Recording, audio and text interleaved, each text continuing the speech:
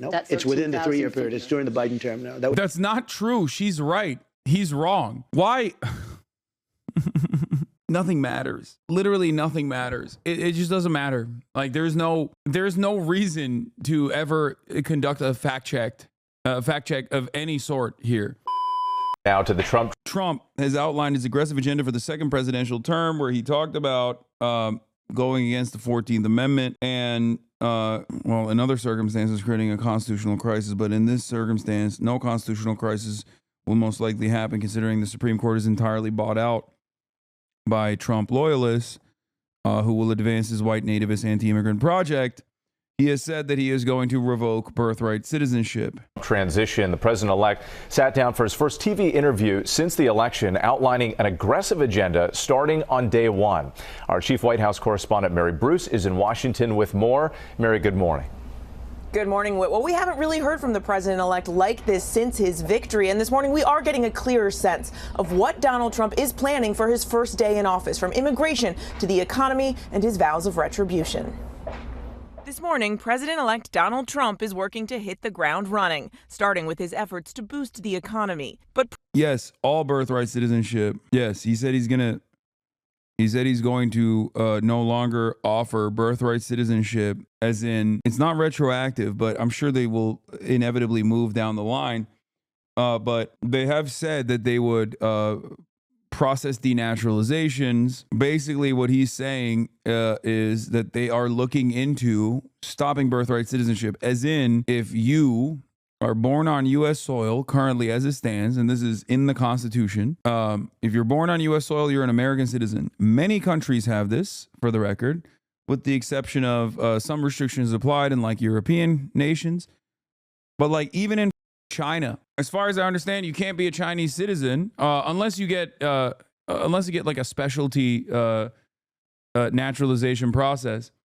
But if you marry a Chinese citizen and have a child on Chinese soil with a Chinese citizen, then yeah, your child is a Chinese citizen. In the United States of America, across the board, and in many other Latin American countries as well, if you're born on the soil of the nation, you are automatically processed as a citizen. President-elect Donald Trump, welcome back to Meet the Press. Thank you very much.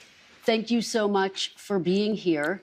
You are the first president since Grover Cleveland to win non-consecutive terms. Mm-hmm. Republicans now have control of the House and the Senate. Right. What do you plan to accomplish in your first 100 days in office? Well, we're going to do something with the border, and very strong, very powerful. That'll be our first signal, and a first signal to America that we're not playing games. We have people coming in by the millions, as you know, and a lot of people shouldn't be here. Most of them shouldn't be here, but we have jails being emptied into our country. We have mental institutions from all over the world being emptied into our country. So we'll be doing that. We're going to be extending within that period, or as soon as we can, the Trump tax cuts, because, you know, they're coming due and they're very substantial for people. And it would be very, I think it will anger a lot of people, frankly, if we don't get an extension of that. That's what led us to one of the greatest economies ever. And those two things are going to be very vital, very important. We're going to be focusing on crime in the cities, and we'll work with Democrat governors. Most of them are, as you know, if you look at the 25 worst places, they're just about all Democrat-controlled cities and states. And we're going to be working with Democrat governors and Democrat mayors, and I look forward to doing it. But we have to do something about crime, and mostly in our cities. And we're going to have a lot of other things. We'll be working. I sped up the interview, Chad. That's why he sounds like that. God damn. You know, nominations. We're going to still be working on some nominations. I think they're going very well. We have, for the most part, I think they're going extremely well. It looks like Peter's doing well now. I mean, people were a little bit concerned. He's a young guy with a tremendous track record, actually. He went to Princeton and went to Harvard. He was a good student at both, but he loves the military, and I think people are starting to see it. So we'll be working on his nomination along with a lot of others.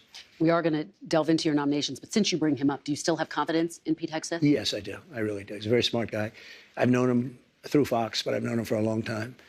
And he's basically a military guy. I mean, every time I talk to him, all he wants to talk about is the military. He's a military guy. I used to kid him about it. I didn't think we'd be in this position where he may be, hopefully will be Secretary of Defense. But every time I was with him, he was fighting for soldiers, where he said some soldier was unjustly put in prison because they were really doing what they were taught to do, in some cases.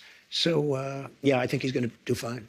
the fact that there are these allegations against him, misconduct, sexual misconduct, heavy drinking, the fact that he said to some senators reportedly he'll stop drinking if he gets this job, does that worry you? No, I think that every... Check peace tattoos, bro. We know. Check what he has said about Muslims. He is a psycho. And by the way, his interactions with Trump that were successful revolve around him getting Eddie Gallagher off. Okay?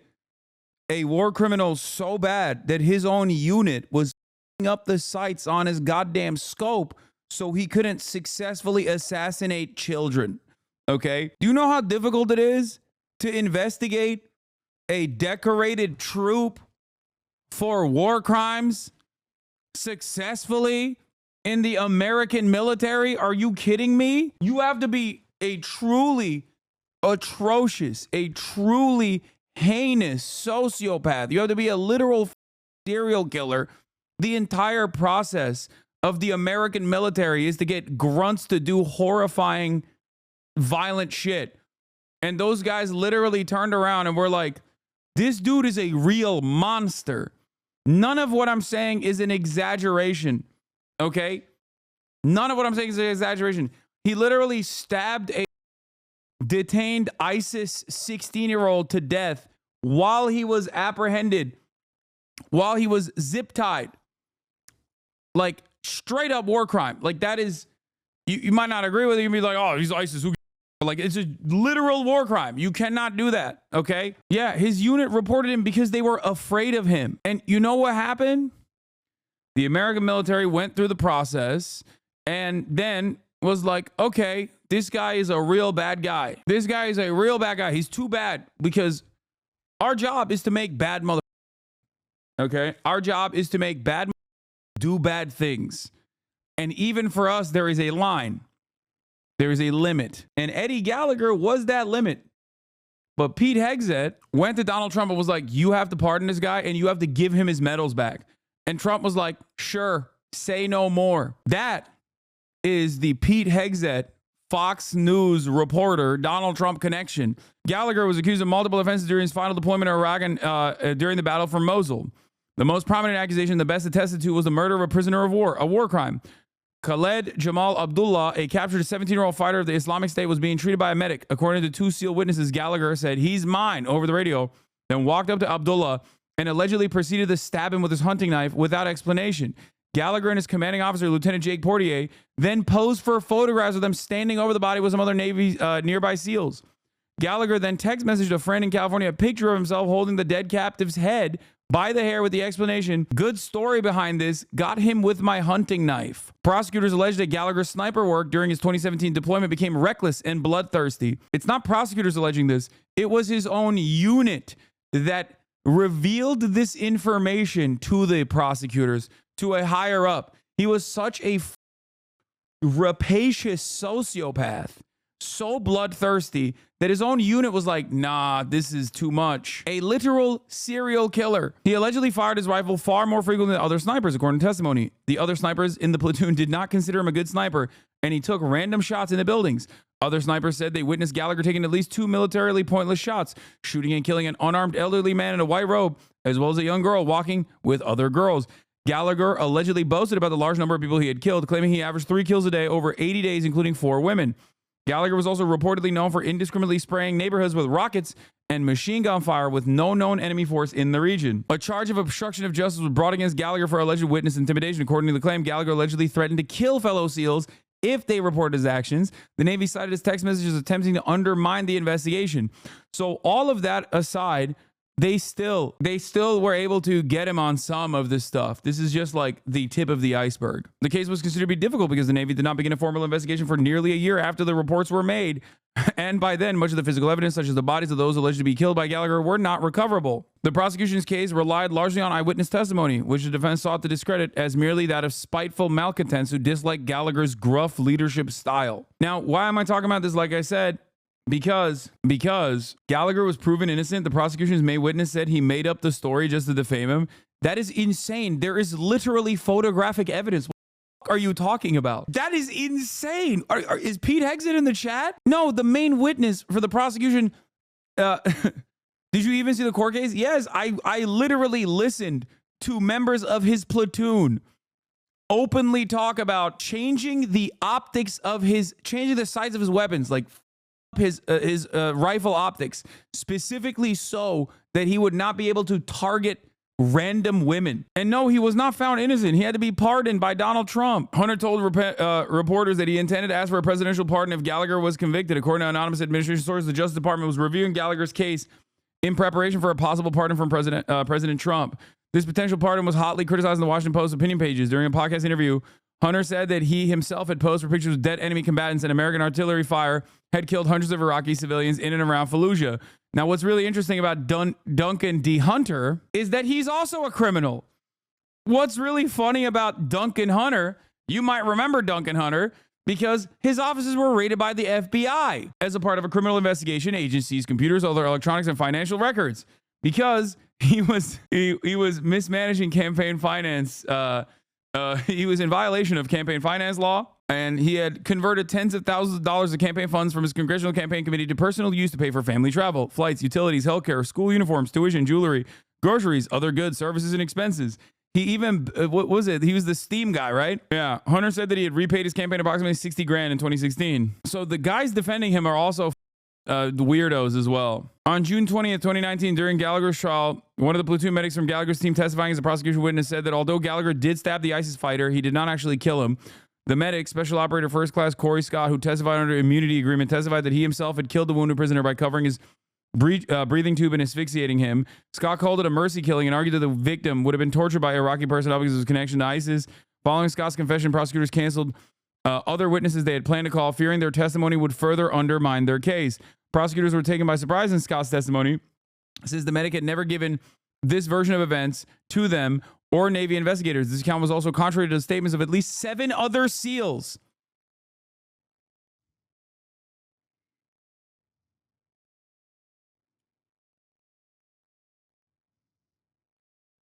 From his own platoon. Because of the immunity agreement, Scott could not be prosecuted for testifying that he killed the prisoner, and while press reports suggested Scott could conceivably be charged with perjury, the Navy dropped this investigation into the statements. He got convicted and court-martialed, received a demotion, okay? Anyway, the point is, the president intervened. The clemency decision ended up moot. In November 2019, President Trump announced that Gallagher's demotion would be reversed. Why did he do this?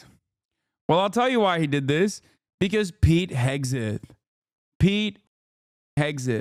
Fox News' very own doorbuster, Pete Hegseth, was in Trump's ear and convinced him to pardon and intervene in this process and to pardon Eddie Gallagher, and not only pardon him, but also give his medals back. Anyway, Pete Hegseth also famously is straight up. He said he assaulted a woman who was inebriated and could not consent, was drugged and could not consent. And it was reported as such in the police report that was filed at the time.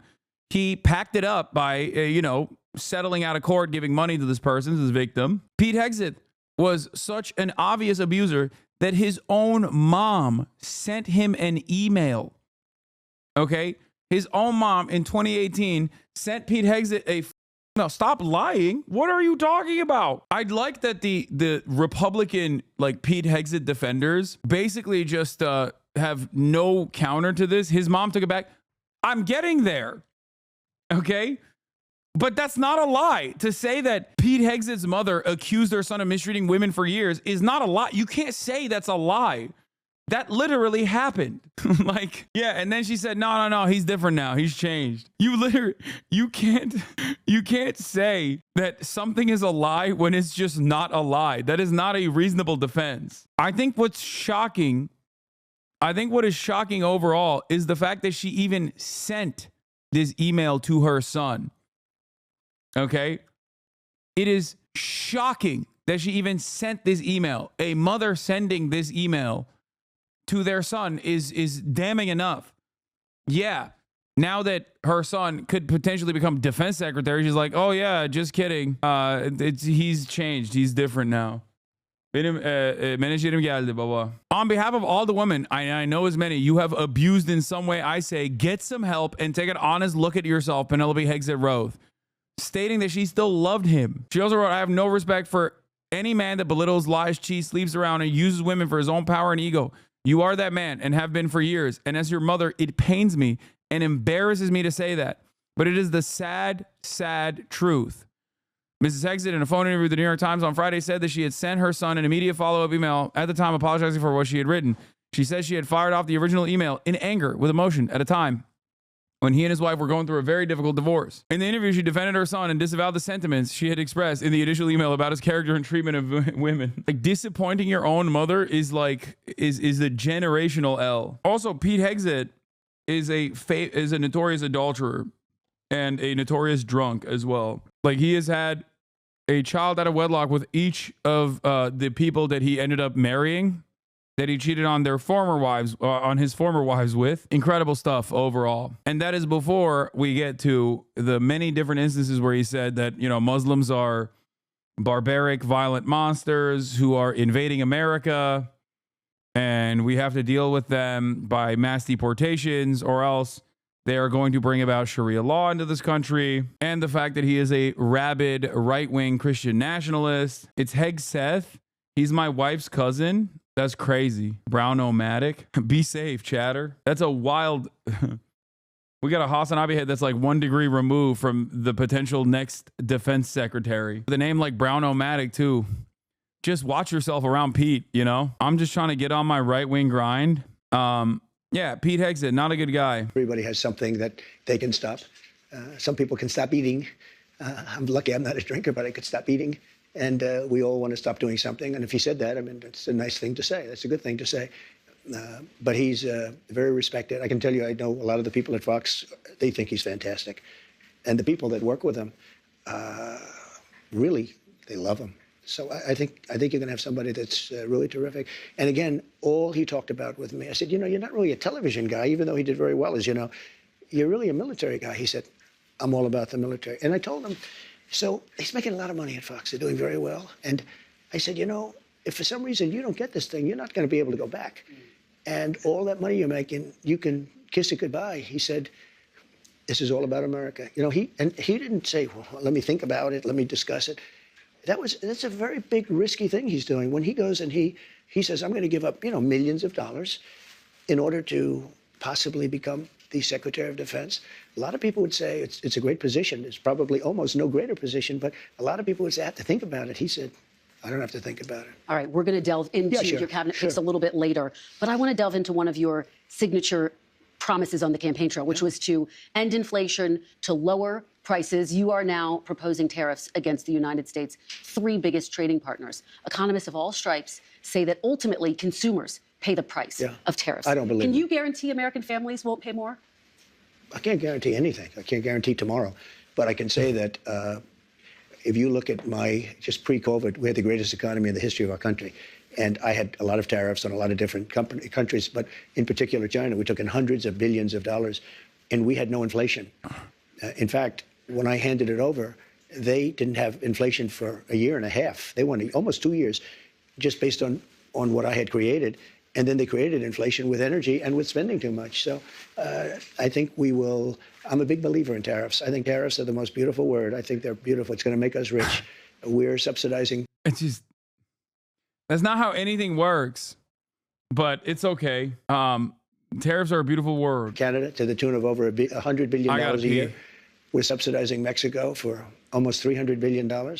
We shouldn't be subsidizing. Why are we subsidizing these countries? If we're going to subsidize them, let it become a state. We're subsidizing Mexico, and we're subsidizing Canada, and we're subsidizing many countries all over the world. And all I want to do is I want to have a level, fast, but fair playing field. Sir, your previous tariffs during your first administration cost Americans some $80 billion. And now you have major companies from Walmart, Black & Decker, AutoZone saying that any tariffs are going to force them to drive up prices for their consumers. How do you make sure that these CEOs, that these companies don't, in fact, pass on the cost of tariffs to their consumers? They cost Americans nothing. They made a great economy for us. They also solve another problem. If we were going to have problems having to do with wars and having to do with other things, tariffs, I have stopped wars with tariffs by saying, you guys want to fight, it's great, but both of you are going to pay tariffs to the United States at 100%. And they have many purposes, tariffs, if properly used. I don't say you use them like a madman. I say properly used. but it didn't cost this country anything. It made this country money, and we never really got the chance to go all out because we had to fight COVID in the last part, and we did it very successfully. And when I handed it over to Biden, the stock market was higher than what it was just previous to COVID coming in. It was actually higher. Tariffs are properly used, are a very powerful tool, not only economically, but also for getting other things outside of economics. Well, again, prices did go up on some goods in your first administration, washing machines, tires. Will you punish CEOs? Let me just explain to you. No. You mentioned washing machines. So you look at Whirlpool in Ohio. I got a call from Jim Jordan, one of the greats, congressman from Ohio. And he said, they're going out of business because South Korea and China are dumping washing machines into our country. And I put a 50% tariff on the washing machines coming in from China and South Korea. They're dumping it. They're dumping the washing machines. Korea. And Whirlpool and the companies that made washing machines, which are based in Ohio, largely based in Ohio, went through the roof. We saved thousands of jobs, tens of thousands of jobs. They were all going out of business because they were dumping washing machines. And when I put the tariffs on, they became okay. That is an example, and I don't know how successful this was, and I think it still ends up rising. It still ends up raising the cost, but that is an example of a directed tariff for a competitive manufacturing business that already exists in the United States of America. It still would most likely end up raising costs overall, but that's not necessarily a bad trade protectionist policy. This is exactly what I mean when I say there are certain ways of doing tariffs that I'm not going to disagree with off the jump. Okay. However, broad tariffs to 55% of all trade, like to our top three trade partners across the board, is insane. It will destroy the American economy. Okay. Because there are like raw materials that we simply do not have in the United States of America, for example, that we need to get from elsewhere. Okay, it will inevitably raise the price of everything. It will raise the price of all goods, because I say this as someone who obviously, as you guys know, uses American manufacturing in my garments. These are union hands that touch the shirt that I'm currently wearing and many others that you can purchase at ideology.shop. However, even in that situation, there are probably certain products in the garments manufacturing business that they are still getting from Canada or Mexico or China, like wool. You know what I mean? In that process, the price of the garments that they're manufacturing in the United States of America, okay, will still increase. Did I say it wrong? Why is everybody making wool? How do you say it? Am I saying it wrong? I'm ESL. My point is, even if someone is using American manufacturing, it will still drive up the cost of goods if there's like broad across the board tariffs. Successful businesses. No, it didn't. Not only didn't it cost people, it made our country stronger and more powerful, and it kept jobs. But how do you make sure that consumers don't wind up paying more? Will you punish CEOs who try to pass the cost of tariffs on to their customers? Well, the market's going to take care of it. I mean, actually, the market takes care of it. And if it doesn't, we adjust it somewhat. But in the case of Whirlpool, or let's say companies that made washing machines, they were all being put out of business by the dumping from, in particular, South Korea and China. And when I put the tariffs on, very substantial tariffs, although peanuts compared to what people do to us, what countries do to us, it became a very, very powerful, successful company. Now, let's say I didn't do the tariffs. It would have gone out of business. You would have lost tens of thousands of jobs. And you don't include that in your equation. No, they make a lot of money. I'll go a step further. China bans exports to the United States of gallium, germanium, antimony, and other key high-tech materials. So that means we can get it ourselves from our own USA ground/dirt.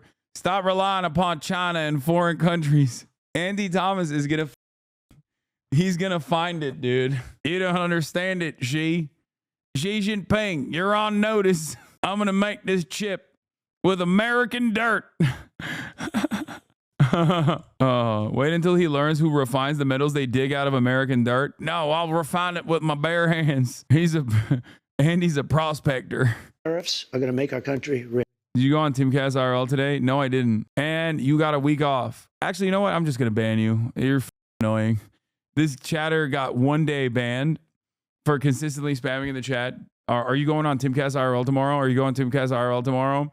And then as soon as his ban, because I remember when I banned him, as soon as his ban ended, he waited 24 hours for his 1 day ban to end, immediately to chirp and be like, did you go on Timcast IRL today? He's done. Rich. Tariffs are going to help us pay off $35 trillion in debt. Tariffs are going to make our country safe because China, as an example, doesn't want to play games with us if we're going to do tariffs on them. They don't want to play games. And we have a lot of games being played on us right now. Well, I think, and that takes me to my next question. Yeah. Are you actually going to impose these tariffs, or are they a negotiating tactic? Well, I'll give you an example. With Canada, and in particular Mexico, we have millions of people pouring into our country. You agree with that? I spoke with does she? Both. I spoke with. Does she agree with that? You agree with that? Canada, millions of people are pouring in from Canada. I don't know if she agrees with that. Justin Trudeau. In fact, he flew to Mar-a-Lago within about 15 seconds after the call ended. Yeah. He was at Mar-a-Lago. We were having dinner talking about it. I said, you have to close up your borders because they're coming in the northern border, too, a lot. Not like the southern border, but they're coming in the Canadian border a lot. And drugs are pouring in. Almost as importantly, drugs are pouring in, maybe more importantly, drugs are pouring in at levels never seen before, 10 times. I do respect him committing to the bit because, like, I used to make these memes about, like, you know, shut off the northern border and stuff. And, like, it seems like he's committed to that, too. Like, Snow Mexico, you're on notice. I don't know how he arrived at this, but, like, it is pretty funny that he wants to shut off the Canadian border. Respect. Times what we had. He's morally consistent. They're just pouring in. We can't have open borders.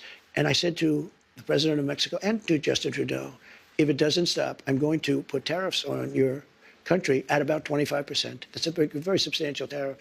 And in both cases, but in the case where it was really visible, within 10 minutes after that phone call, we noticed that the people coming across the border, the southern border, having to do with Mexico, they were at a trickle, just a trickle. It was, in fact, I called the border. See, unlike my opponent, I do call the border a lot. And I said, how's the border looking today? They said, there's nobody here. They couldn't believe it. The military stopped these vast groups of people. You know, we call them caravans, but they had caravans of people, and they largely stopped them. Now, they're going to have to continue that, but if they don't continue, and the other thing I told them is no more drugs, and I told that to China, too. I had to deal with President Xi. Had the election been different, I'm going to be very nice because we don't have to get into an argument over 2020, but had the election been different, the result been different, we would have had China giving the maximum penalty, which is the penalty of death, to people that sent fentanyl into this country. But Biden didn't, unfortunately, finish that discussion up. I had an agreement with President Xi, who I got along with very well. We've had communication as recently as this week. And I had communication with him where they were going to give the death penalty to anybody sending drugs into the United States. This week you had that conversation. Not that conversation, but I had other conversations. Okay. But in the past, I've had that conversation. Let me ask you about another aspect of the economy, sir, the minimum wage. The federal minimum wage has been $7.25 since 2009. There are 20 states that still have the federal minimum wage at $7.25. And I actually have a map. 19 of these states actually voted for you, sir. Mm-hmm. And you can see it right here. I don't know if you remember this, but during the debate in 2020, I asked you if you would raise the minimum wage. You said you would consider it. And so my question for you is, now that you are going back to the White House, for these 19 states that voted for you, are you going to raise the federal minimum wage? It's a very low number. I will agree. It's a very low number. Let me give you the downside, though. Yeah. In California, they raised it up to a very high number. And your restaurants are going out of business all over the place. Is it? Huh. I mean, I don't know. I know. I live here. That's crazy. I don't think that's the case, man. Population is shrinking. It's had a very negative impact. But there is a level at which you could do it. Yeah. No, people are escaping California because the minimum wage increased, and not because the cost of living is insane. Specifically, real estate. You know, the one thing that everyone is universally angry about, okay? But of course, he is a real estate developer, so obviously he's not going to do anything about that. Absolutely. Yeah. What is that level? I don't know. I mean, I really don't know. I can say this. You have a lot of businesses that are open and thriving because of the lower minimum wage. If you raise it too much. Oh, that's why they're Mississippi thriving because the minimum wage is low. States are thriving because of low minimum wage, he said. That's amazing. That's amazing. Amazing stuff. God. This is the real champion, the real populist, the real populist right-winger, folks. He knows what's good for you, okay? You peasants. I wouldn't say the one thing people are mad about. People seem to be pretty upset at health insurance. Yeah, I mean, health insurance and housing, like those are two major pressure points. You don't understand. An anti-minimum wage conservative think tank with a vague, unassuming name said that California has lost fast food jobs since the minimum wage hike. Yeah, but Donald Trump doesn't read those things. What are you, crazy? He doesn't. He can barely read. I don't think he's literate. He's just saying. He's just basically, shooting from the hip here. Too much, and you understand this. If California went crazy, they went crazy, and people, the restaurants are closing all over. Many more people are hurt. So I hear you saying, similarly to sort of what you said in 2020, will you consider it? Is this something you're going to look at? I'd want to speak to the governors. And the other thing that's very complicated about minimum wages is places are so different. Mississippi and Alabama and great places are very different than New York or California. I mean, in terms of the cost of living and other things. So it would be nice to have just a minimum wage for the whole country, but it wouldn't work because you have places where it's very inexpensive to live, where a minimum wage, which is $8 or $9, might have very little effect because the cost of living in certain places is really low. Before we move on to immigration, which I do want to talk about, the chairman of the Federal Reserve, Jerome Powell, said he will not leave his post even if you ask him to. Will you try to replace Jerome Powell? No, I don't think so. I don't see it. But I think if I told him to, he would. But if I asked him to, he probably wouldn't. But if I told him to, he would. You don't have plans to do that right now? No, I don't. Okay, let's talk about mass deportation, one of your big agenda items. You've talked about prioritizing people who have criminal histories. Correct. But is it your plan to deport everyone who is here illegally over the next 4 years? Well, I think you have to do it. And it's a very tough thing to do. But you have to have, you have rules, regulations, laws. They came in illegally. The people that have been treated very unfairly are the people that have been online for 10 years to come into the country. And we're going to make it very easy for people to come in terms of they have to pass the test. They have to be able to tell you what the Statue of Liberty is. They have to tell you a little bit about our country. They have to love our country. They can't come out of prisons. We don't want people that are in for murder. So we had 11,000 and 13,000 different estimates, 13,099 murderers released into our country over the last 3 years. They're walking down the streets. They're walking next to you and your family, and they're very dangerous. The 13,000 figure, I think, goes back about 40 years. No, it doesn't. No, it's within the 3-year period. It's during the Biden term. No, that's not true. She's right. He's wrong. Why? Nothing matters. Literally nothing matters. It just doesn't matter. Like there's no reason to ever conduct a fact check of any sort here. Okay, he has a platform. He is the next president, and his fans don't give a. They're like, nah, you're lying. Your fake news is bull. It is really crazy. And it's like, what do I always say? Narrative is more important than the truth. And this is yet another clear indication of that, where there is no reason to investigate any further. Whatever he says goes. And this happens in, obviously, like, even daily silliness that we experience here on this broadcast. Like this has become a not necessarily like a right-wing phenomena, but just like something that happens over and over again from very limited and tiny and rather inconsequential experiences that people have on a day-to-day basis, all the way up to the mother president. No more live interviews with Trump, only boring clips and analysis like on the Hasanabi broadcast. No, it's just like, it doesn't matter. It just doesn't matter. It doesn't matter. He just straight up lies all the time. And people do it all the time too. Like, people just do it against people that they don't like. I mean, think about it this way. Here, I'll give you a micro example of this that has played itself out. Misgiv farmed LSF the other day, and he was like, Hassan was not allowed to be in front of the brands because he's a brand risk, right? You say ironic coming from Hassan. Okay, explain to me where I have done this, and we can discuss. Twisting truth, if it is narrative, is what you mean. Ironic coming from Hassan. But we'll table this, had Ebola, and we'll get back to you in a second. So Misgiv said something that immediately was clipped on LSF. It just wasn't true at all. The idea that like I really wanted to stand in front of like the branded step and repeat, a branded step and repeat that I did stand in front of to get my photos taken regardless. Like nobody cared. People were just like, oh, this goes along with an overarching narrative.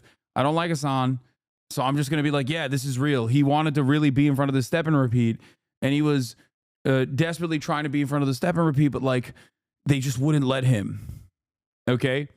Something that I didn't even realize at the time was even a concern. Okay, step and repeat is like the red carpet thing that has like all the brand logos and all the advertising logos. And what was the reason the crew told you to stay there? I still don't know to this day, like to this very moment. And I did not really investigate it either. But I suspect it had something to do with lighting, or the very fact that they wanted to continue using the step and repeat for people that they were snapping photos of at the time. It seems like they did that. It seems like they did that in other occasions as well. But ultimately, it doesn't even matter. It did not matter at all. It could be for a multitude of reasons, because my outfit was all black. Maybe they, didn't think that it would look good, so they wanted to do it in front of the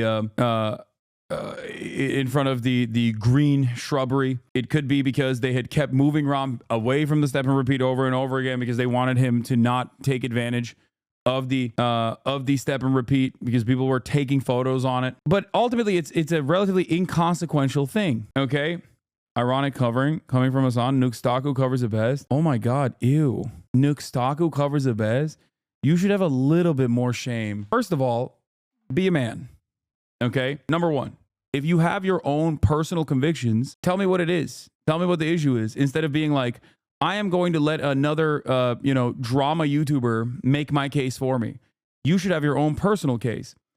But what makes this even funnier is that the person that you are bringing up is like some weirdo Israel defender and also con enjoyer with a VTuber avatar. Like, have an independent thought. And even if you're not going to have an independent thought, the very fact that you would point to a guy like this is hilarious. He also tried to bait people into saying racial slurs via TTS donations. Lots of VTubers had to deal with it. The one guy that he pointed to was a VTuber that every other VTuber despises. You'll never believe who believed that misgive clip and shared it on his podcast today. Let me guess, Ethan Klein, my former podcast co-host, who is dialed in and laser focused on all of the important news stories of the day. Your ex-co-host ate that up and his crew was like, I don't think that's true. And he said, there's no other explanation. None whatsoever.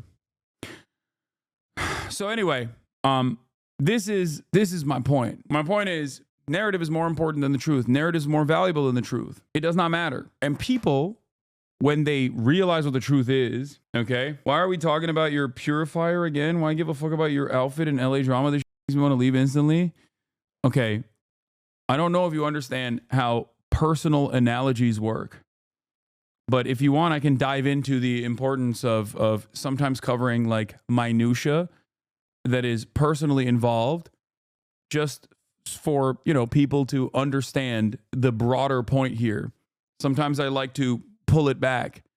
The conversation was about Donald Trump and how he just serially lies, and it doesn't really matter because his followers eat it up. But this attitude that people have, that is a thought-killing pattern, an attitude that people have towards not really giving a shit about what the truth is on any particular situation, is so pervasive online that it actually even plays itself out in like relatively innocuous, inconsequential moments, such as the one that I was explaining. It was an example.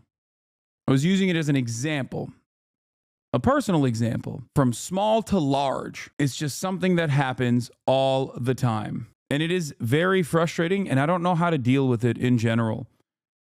I don't know what we do. That was a fiction that they put that out. This was done by the Border Patrol. It's 13,099, and it's during the Biden period of time. And these are murderers, many of whom murdered more than one person. You don't want those people in this country. But you're saying something, sir, that's significant. I just want to make sure I'm clear, which is that you're saying, yes, you're going to focus on the people with criminal histories, but everyone who's here illegally has to go. I'm saying this. We have to get the criminals out of our country. We have to get people that were taken out of mental institutions and put them back into their mental institution, no matter what country it is. Do you know that Venezuela, their prisons are at the lowest point in terms of emptiness that they've ever been. They're taking their people out of those prisons by the. Like, this is also a falsehood. Like, I don't know. I don't know why he says this all the time. I have no clue where this comes from. It's just a relatively strange thing. It's just another thing that he just says. The thousands, and they're drunk. And just to get back, because I know exactly what you're getting at.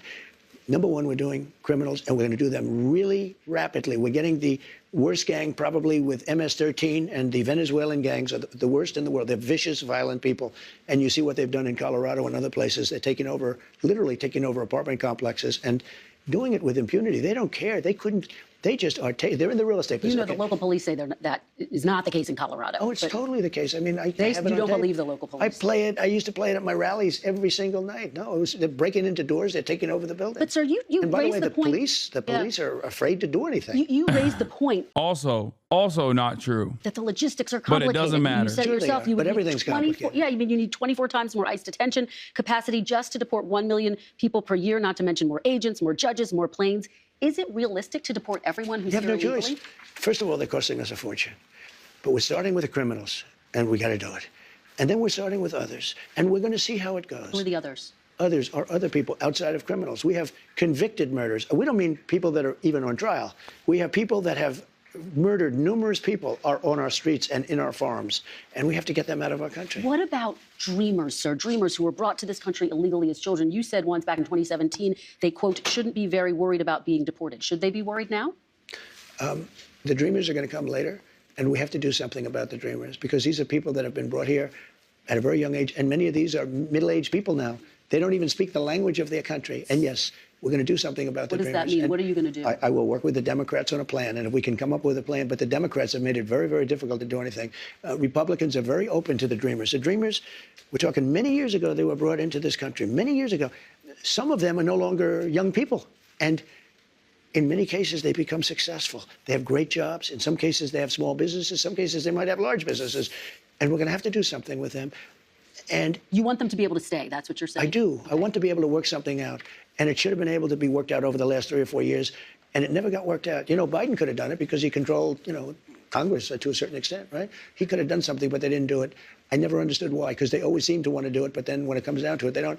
I think we can work with the Democrats and work something out. Let me ask you about another group of people, the estimated 4 million families in America who have mixed immigration status. So I'm talking about parents who might be here illegally, but the kids are here legally. Your borders are You're talking about separation? Yeah, well, I mean, there are two aspects to this. Your borders are, Tom Homan said, they can be deported together. Correct. Is that the plan? Well, that way you keep well, I don't want to be breaking up families. So the only way you don't break up the family is you keep them together and you have to send them all back. Even kids who are here legally? Well, what you're going to do if they want to stay with the father? Look, we have to have rules and regulations. Help us make sense of this. He's just saying he's going to do mass deportations with the children in tow. You can always find something out like, this doesn't work, that doesn't work. I'll tell you what's going to be horrible. When we take a wonderful young woman who's with a criminal and they show the woman. Yes, Trump did initially give Venezuelans TPS before the 2020 election to win their support. Yes, he did.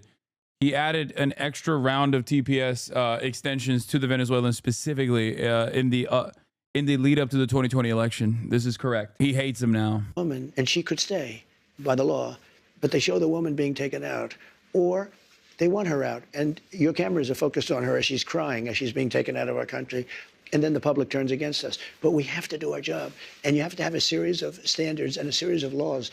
And in the end, look, our country is a mess. We have the highest crime rate, and during the debate, a man whose ratings have gone way down, David Muir, said to me, no, crime is, because I had to debate 3 people, not one.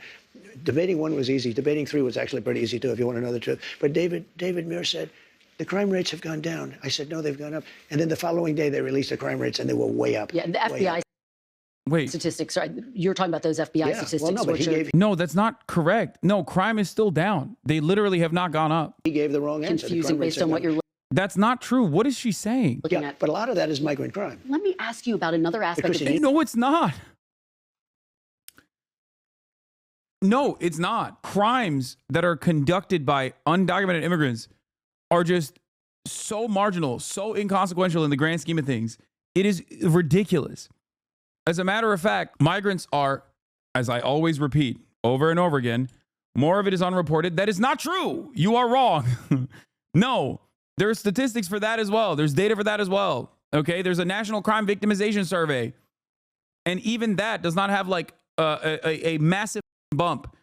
The idea that even if there were additional unreported crimes that are ongoing, the notion that they are conducted and committed by undocumented migrants who are just secretly so good at evading the authorities somehow is ridiculous. It's just pure racism. You just made that up, okay? You literally just made it up in your mind. You're like, oh, there's unreported crimes. Who is more responsible for it? Probably the people that are responsible for less crime per capita than documented U.S. Citizens are, okay? Natural-born citizens are responsible for a higher rate of crime than undocumented Americans are, okay? It's ridiculous. Coming in illegally, yeah, that's the cope. Coming in illegally is automatically crime. So is jaywalking, dumb, okay? During the period of chattel slavery, having slaves was not a crime, but helping escaped slaves find freedom was a crime. Does that mean that automatically it was correct? It was morally righteous? It's dumb as... This is a dumb bullshit thing to say. That's not what he's talking about. He's talking about murders. He has said undocumented immigrants are causing murders, hundreds of thousands of murders. The idea that like you would compare that to illegal entry into a country when the only thing that actually, could fix that problem is paperwork is ridiculous. If something can be fixed by paperwork, if they are not actually constituting a serious threat, a serious national security threat, and the only crime is that they don't have paperwork, the proper paperwork, then yeah, that's ridiculous. Yeah, Trump is not talking about how these guys are doing movement crimes, okay? Trump is talking about, he's lying and saying that they're doing and mass murders. The actual number in the fiscal year of 2024 is like, what, 29? For homicide and manslaughter, which includes like literally car accidents, okay? Not just like directly doing gruesome acts of murder, but like simply being involved in a vehicular manslaughter situation, drunk driving, like that. The actual number is not hundreds of thousands in the way that Trump presents it. It's actually 29 in the fiscal year of 2024. Okay? Oh, that's one too many. Well, that's an idiotic assessment. That's not how people legislate. That's not how you're supposed to legislate. You can't just be like, well, I only care about the crimes. You're basically admitting that you don't care when like American citizens do crimes. You only care when an undocumented migrant does it, no matter how small that number is, no matter how marginal that number is. It is an idiotic way to try to solve a problem, okay? It's pointing to a person lighting a match inside of a house that is already on fire and being like, oh, what are you doing? You lit a match. Get out, illegals. Democrats' safe house is over. Really? I hope your car gets totaled by an undocumented person with no insurance. I like that. I hope your car gets totaled by an undocumented person with no insurance like mine did, and you pay out a packet like me. What the breaking the law? Illegal status is breaking the law. Ironic, because if that person wasn't undocumented, because my advocacy is that that person gets the proper paperwork, then they would have insurance, you dumbass. And then you would be complaining that you got, if they didn't get the insurance, but they had the proper paperwork, then you'd be like, well, some asshole totaled my car and they didn't have insurance, so I had to pay out of pocket.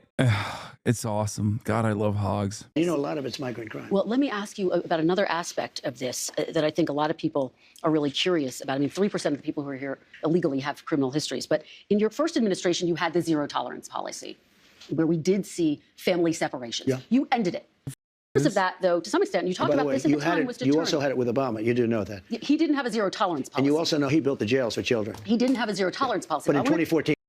I like you, Hassan. I hate this divide between Jew boy and Turk boy. Okay, that's an insta ban. All right, pretty good. And he built the jails. You know that. I want to ask you about the zero tolerance policy. He didn't have a systemic, we're going to separate families. Families were separated when parents were a threat to the kids. We don't have to separate a family. Excuse me, Kristen. Yeah. We don't have to separate families. Yeah.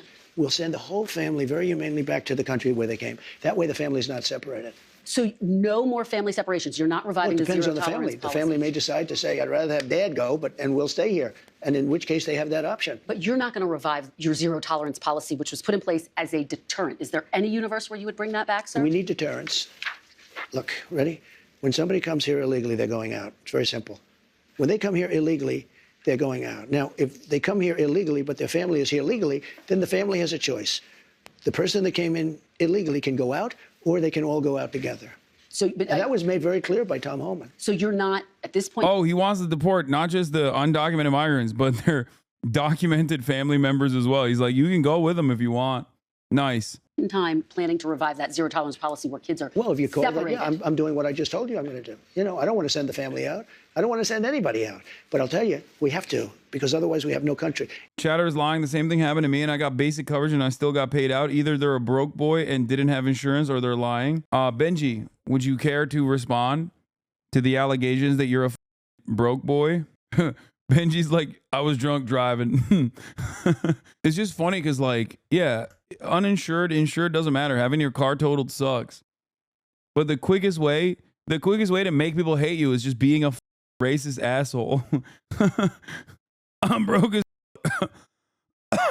Why do you think I'm mad about getting hit by a driver with no insurance? Yeah, the problem here is getting mad that someone with no insurance hate you and totaled your car, and that you didn't actually get the, you weren't able to get your insurance company to give you the proper coverage because they're massive pieces of shit.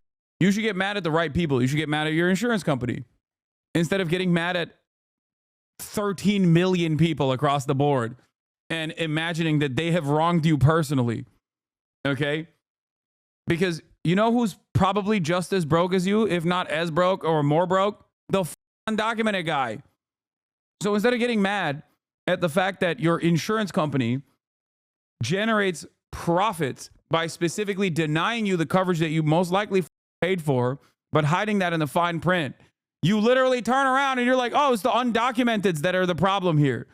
This is how it works.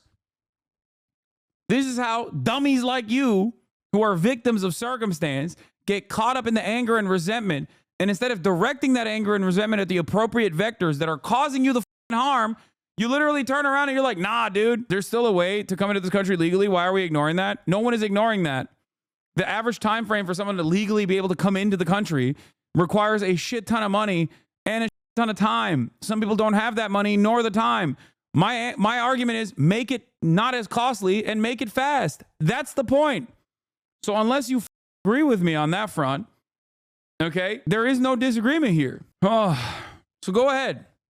What do you have to say if to my argument that yes, the current process is unimaginably costly and incredibly long, incredibly complex system where you need to get lawyers, pay lawyer fees. Okay, there you go. Yeah, pass the test and come on in. Okay, great. And that is what your advocacy should revolve around, not forcible mass deportation. No, that is not the law. That is not the law. I'm describing to you how shitty of a process this is.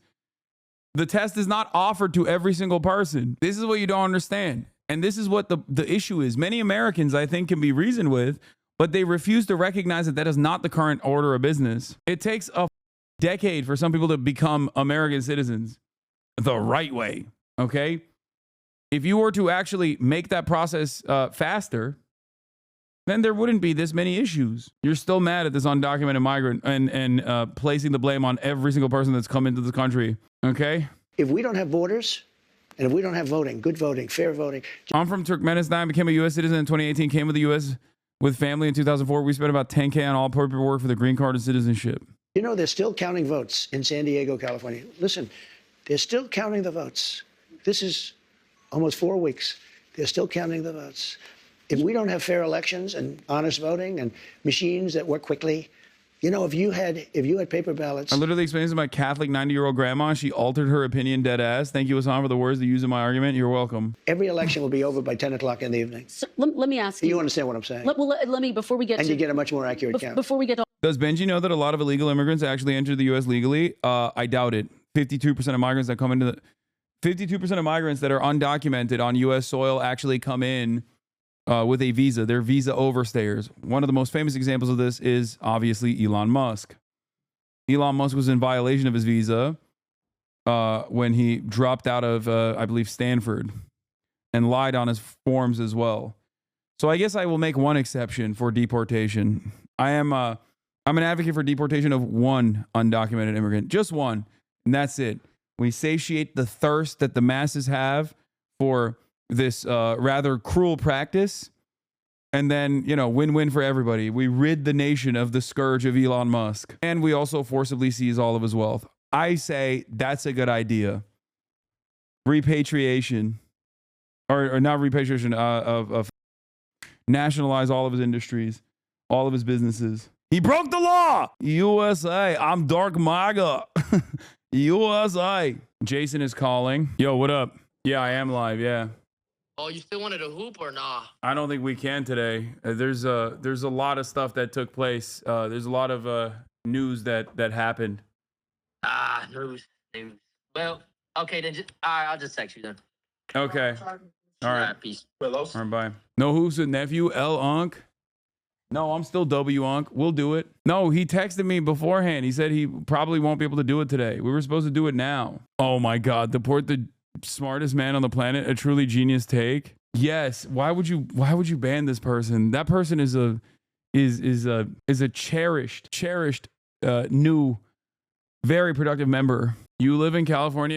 Elon is all jokes to you. He's my state. I mean, he up my state too. What are you talking about?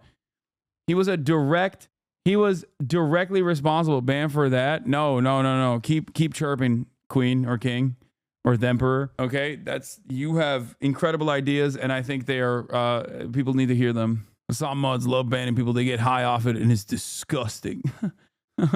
Bro, why are you so mad at Elon? He invented electric cars. No, Elon didn't just invent electric vehicles. He invented cars. Fun fact. And space travel. Why do your chatters hate you? Ha ha ha.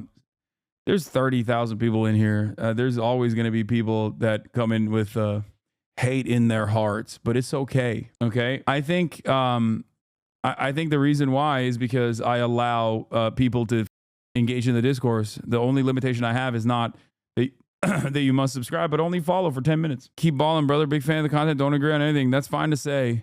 But he employs thousands with good jobs. First of all, no, he is notoriously bad with his employment practices. I mean, he's literally been sued by every federal regulatory agency for numerous things, including racial discrimination.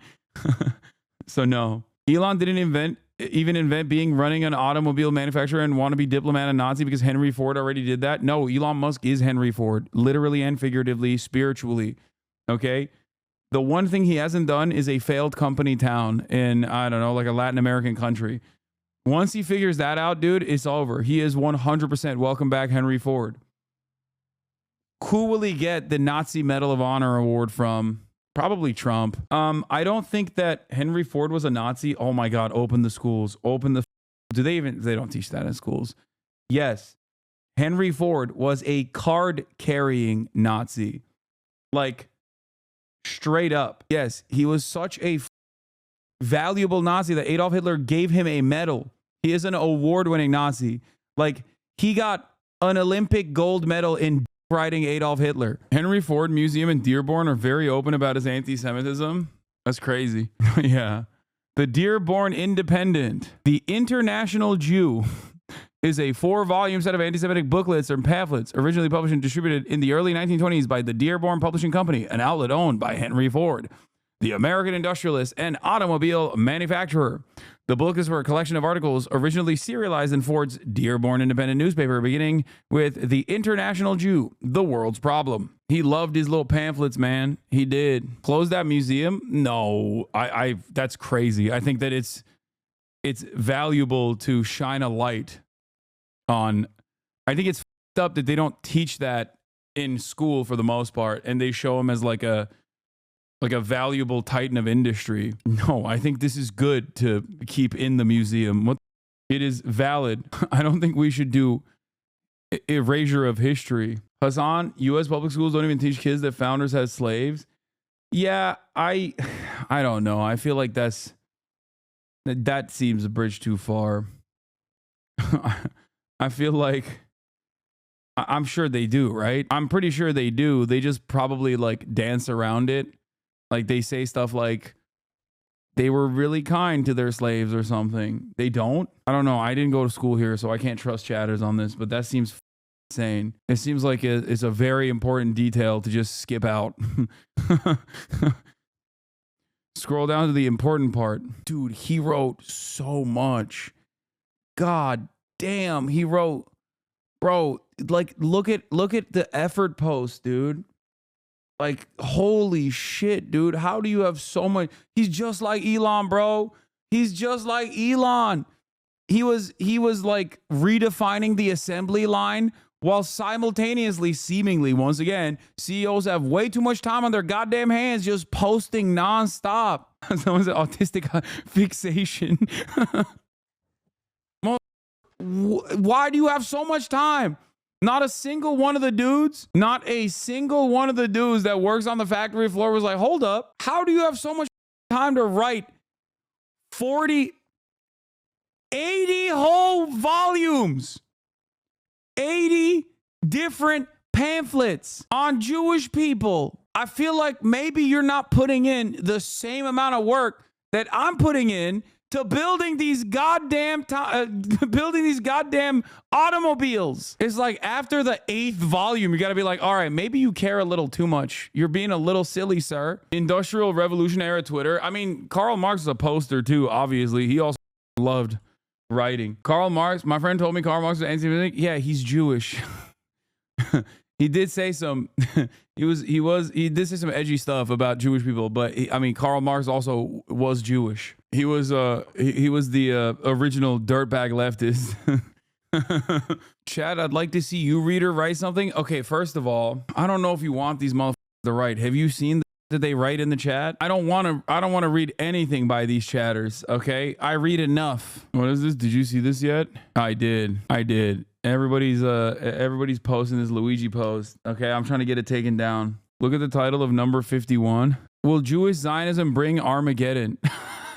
Damn, dude. Christian Zionism was the OG method. Yeah, here is a rare historical photo. Henry Ford receiving the Grand Cross of the German Eagle from Nazi officials, 1938. Yeah, the condensed version is the abridged version is 174 pages. This man was so obsessed, dude. It is crazy. Poofy article excusing anti-Semitism. Christians united for Israel.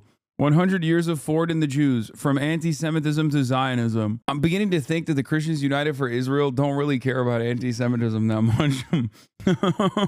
He bought a small local newspaper operating at a loss with a mission. Anyway. Okay. Shocking revelation. Yeah, Elon Musk condensed the Jews are doing mass immigration from the third world into this country by basically just responding to a guy who said it by going, "You have said the absolute truth." Man, brevity, okay? Important. I guess he is, after all, more innovative in that field, where he was able to condense such dense anti-Semitic lore into such few words. You have said the absolute truth. Way more efficient, way more dangerous. Let's deport him. One guy. You know, if you really want to deport, an illegal immigrant, just one. Also, I'm beginning to realize that what Ford did with the independent newspaper in terms of writing all of his pamphlets, Elon kind of has done by purchasing Twitter at a loss. Oh my God. He literally is Henry Ford. It is. Oh my God. Yeah, this motherfucker never had a single original idea. It is crazy. Who will be Times Person of the Year?